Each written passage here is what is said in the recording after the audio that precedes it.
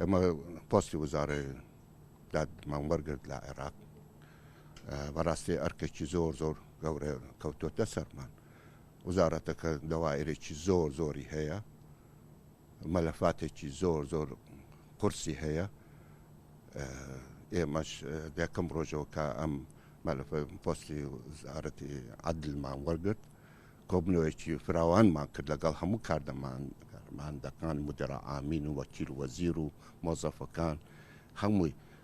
ڕێگایکی خەتێکی استراتیجیمان بۆیاندانە لە هەموو لایەکەوە لە هەموو بوارێکەوە مەلەفاتی ئەوەی کە ماوەتەوە ئیشی لێ نەکراوە هەمووی